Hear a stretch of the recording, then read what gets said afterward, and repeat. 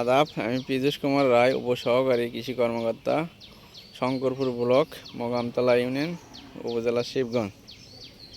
আমি এখন বর্তমানে আছি লস্করপুর গ্রামে আব্দুল সাত্তার চাচার জমিতে। উনি মালচিং পদ্ধতিতে মরিচ চাষ করছেন। ধূমকেতু জাতের মরিচ, খুব সুন্দর মরিচের চারা এবং কোকোপিটের চারা তৈরি করছিল।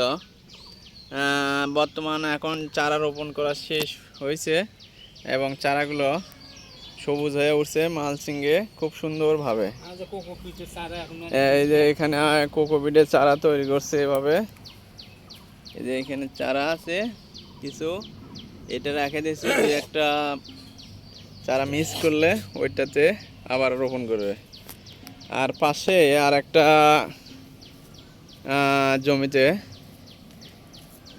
করলা চাষ করছে মালচিং পদ্ধতিতে এবং পেটাঙ্গের জাংলা দিছে এবং উপরে আবার অতিরিক্ত গাছ যে হবে, মানে গাছটা বিছিয়ে যাওয়ার জন্য উপরে আবার নেট দিছে, খুব সুন্দরভাবে নেট দিছে।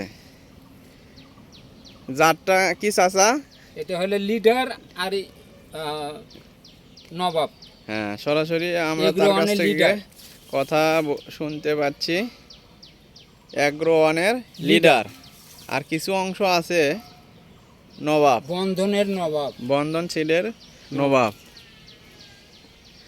এবং মাঝে মাঝে ফেরোমন ফাঁদ ঝুলানো আছে। করলার গাছ খুব সুন্দরভাবে জাংলায় উঠেছে এবং এই যে ফেরোমন ফাঁদ ব্যবহার করছে পোকার জন্য, খুব সুন্দর করলার গাছ হয়েছে। কিছু গাছে ফল আসছে, এই যে ফল দেখা যাচ্ছে পাশে।